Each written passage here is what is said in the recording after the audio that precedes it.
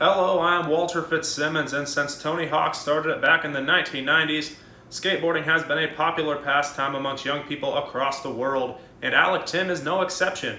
I sat down with Mr. Alek Timm so he could tell us all about his hobby of skateboarding. So I got my first board when I was 5 years old, I believe. It was a little blue Batman one that I used to ride around and covered in pads as my mom would permit. And then, I kind of fell out of it for a while there when I was in, elementary school, but then got my first big boy board, I guess you could say, when I was about 13 or so, and really kind of fell back in love with it and have been doing it ever since.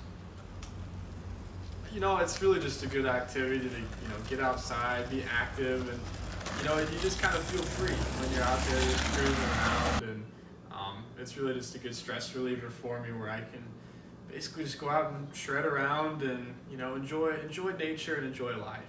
I 100% believe that skating is a pretty, logical form of transportation. I take it to and from class a good amount of the days. When the weather's at least decent and there's not snow on the ground, because it's quick, it's easy, and it's good exercise, and it's good for the environment. I'm not out there driving a car like many students do that are commuting to and from campus, so I like to view it as, a safe and healthy option, not only for me, but for the environment as well.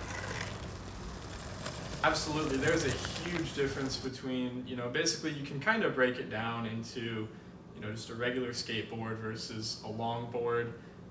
Like I said, I am partial to longboards just because that's kind of what I really got into, and it's what my friends ride a lot. And of course, within those two categories, you can have subcategories of, different builds of the board. And in all reality, skateboarding is more for, one might see one doing a lot of tricks or something like that. Longboarding is more for just cruising around and really not going too crazy, but of course you can do each of those activities with either board. I just prefer longboards. I'd say my best advice to the young skaters would be to have no fear. You can really learn a lot about yourself. You can learn about life and just what taking risks can look like when you're maybe facing a big hill or trying to conquer a new trick, and it can seem scary at first, and there's always that pretty overlying risk that you could get pretty hurt, but I think if you can conquer it and overcome that fear, you can really gain a lot from the experience.